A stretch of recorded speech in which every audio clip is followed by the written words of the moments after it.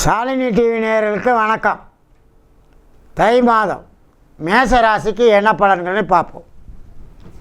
மேசராசிக்கு பாருங்கள், தை மாதத்தில் தெய்வஸ்தானமான 5ஆம் இடமாகிய சூரியன் 5க்கு உரியவர். மேசத்தில் சூரியன் உச்சம் பெறக்கூடியவர். அவர் போய் தசம கேந்திரம் ஏறி 10ல் இருக்கிறார். அதை ரிஷபத்தில் இருக்கிற குரு தனது 9ஆம் பார்வையாக பார்க்குறார். அப்போ பாருங்கள், சூரியனை பூர்வ புண்ணிய ஸ்தானாதிபதி சூரியன் 10ல் தசம கேந்திரம் மாரி குரு பார்க்கறதுனால இந்த தை மாதம் பூரா மேசராசிக்கு ஒரு யோகம்தான்.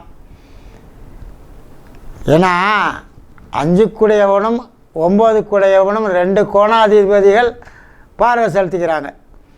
ஆகையினால் மேசராசிக்கு இது இந்த மாதம் தை மாதம் வெற்றி மாதம், தெய்வ அனுகூலம் உள்ள மாதம்.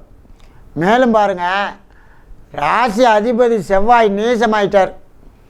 செவ்வாய் குருவின் நட்சத்திரத்தில் உள்ளதாலும் அதிக சுப விரயம், அதிக தர்ம காரியம், அதிக கோவில் ஆன்மீகம் போன்ற மாதிரி மொத்தத்தில் சுப செலவுகளாக செய்துட்டு வர்றீங்க.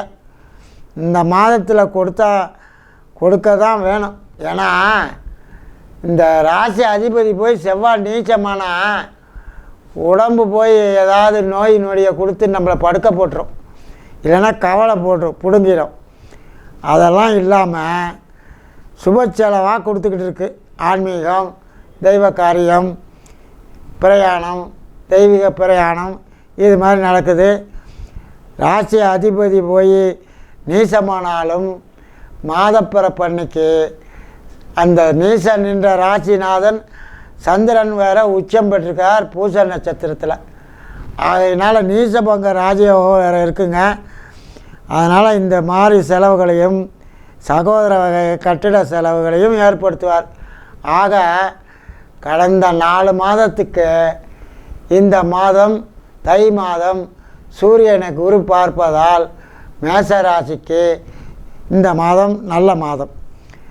2 7க்குடைய சுக்கிரன் லாபத்தில் உள்ளதாலும் 2ல் இருக்கும் குருவும் சந்திரன் இருக்கும் சாரத்தில் உள்ளதால் தொழில் ஆதாயம், நண்பர்கள் ஆதாயம், சமுதாய ஆதாயம் இது மாதிரியான ஆதாயம் கிடைப்பதற்கு வழிவகுக்குதுங்க. இந்த மாதத்தில் லாபத்தில் இருக்கிற சனியும் 12ல் இருக்கிற விரயத்தில் இருக்கிற ராகும், சனியும் ராகும் பரிவர்த்தனை சாரத்தில் இருக்கிறாங்க. இந்த மாதத்தில் திருப்தியான செலவு, திருப்தியான பிரயாணம், கணவன் மனைவி உறவு திருப்தி அளிக்கக்கூடிய நிகழ்ச்சிகளையும் தெய்வ அனுகூலத்தால் நடைபெறும் இந்த மாதம் மேசராசிக்கு.